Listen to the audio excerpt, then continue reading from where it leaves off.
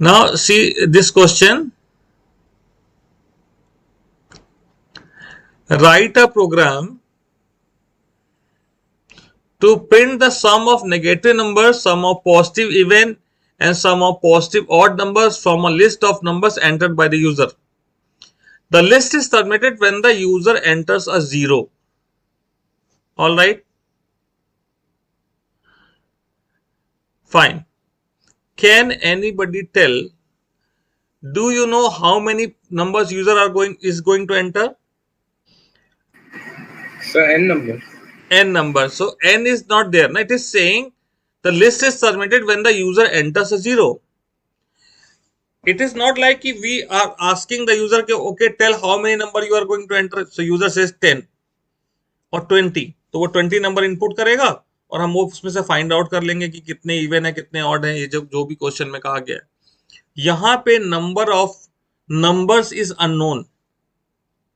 ठीक है, जब शुरू कर रहे हैं तो हमें नहीं पता है कि कितने होंगे, हमें प्रोग्राम को चलाते जाना है और जब यूजर इनपुट करे तभी रुकना है। मैं आपको इसको चला के दिखाता हूं प्रोग्राम को, ठीक है, तो आपको समझ में आएगा हो क्या रहा है। enter a number 0 to stop.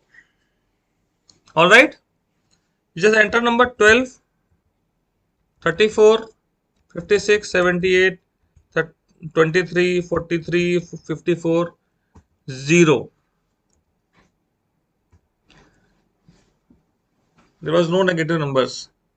So how many numbers I have entered? 1, 2, 3, 4, 5, 6. This time I have entered 6 number. Now if I run it again, दोबारा रन कर रहे हैं तो क्या हो रहा है? 45, 56, 12, 0. कितने नंबर इनपुट किए? 3. तो कहीं हमने यूजर से ये नहीं पूछा कितने इनपुट करने हैं? Yes, sir. Okay. Yes, sir. So in this program we don't have to ask the user, so we don't know how many numbers is going to be entered. तो हम क्या कर रहे हैं यहाँ पे, सबसे पहले ध्यान दिया, वो लूप में तो रिपीट तो करना ही करना है कि हमें सम ऑफ नेगेटिव नंबर निकालना है. So I have taken one variable for Sn equal to 0 for sum of negative number. Sum of even number Se equal to 0, sum of odd number So equal to 0. 3 variables is initialized. Now look at this loop for semicolon semicolon. What this loop is doing?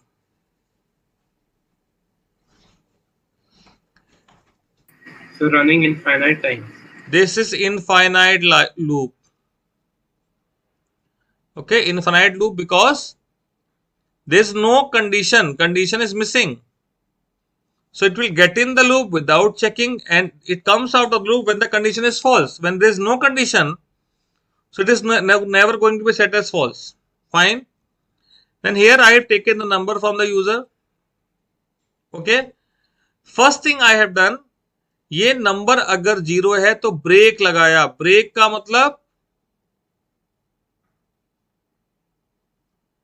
मतलब loop को terminate कर देना.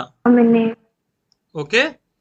जैसे ही n की value 0 हुई तो terminate कर दिया. अगर 0 नहीं है तो हमें देखना है ये क्या, अगर n 0 से कम है तो जो भी नंबर यूजर ने इनपुट किया उसको हमने Sn में नेगेटिव नंबर का सम के लिए जो वेरिएबल लिया है उसमें ऐड कर दिया. अगर ये n इज लेस देन 0 वाली कंडीशन फॉल्स है, अगर ये फॉल्स है तो इसका मतलब क्या होता है कि ये नंबर पॉजिटिव है.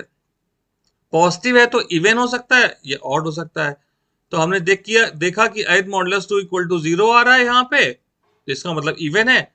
तो हमने इस नंबर को n को SE में ऐड कर दिया.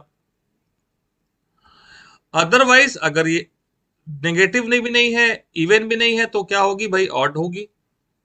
ठीक है, क्या होगा, ऑड नंबर होगा. ऑड नंबर है तो हमने OD में ऐड, SO में ऐड कर दिया. ठीक, क्लियर है? Yes, sir. Yes, sir. Okay. तो यहाँ पे हमने यूजर से नहीं पूछना है, तो किस तरह से करा जाता है समझ में आ गया आपको। उसके बाद लूप से बाहर आने के बाद आप ये जो तीनों चीजें थी जो आपने कैलकुलेट की है उसको डिस्प्ले कर देंगे, ठीक, with the proper message.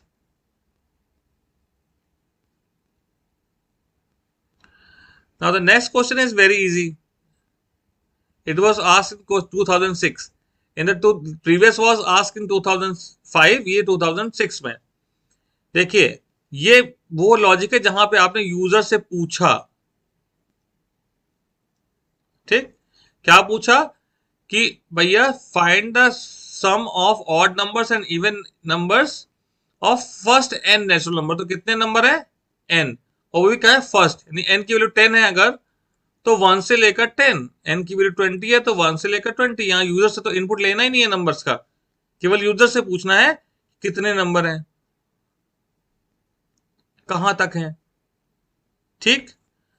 Some of even निकालना है और ऑड निकालना है, ठीक। तो हमने यहाँ पे लूप चला के नंबर को जनरेट कर लिया 1 से लेकर 10 एन तक, और जो भी नंबर आया वो आई वेरिएबल में अगर आ रहा है तो हम देखें आई इवन है कि आई ऑड है। इवन है तो इवन इक्वल टू 0 ऑलरेडी ले रखा है, उसमें आपने आई को ऐड कर दिया, और अगर ऑड है, ऑड इक्वल टू 0 है, उसमें आई को ऐड कर दिया, ठीक है। So this one was very simple.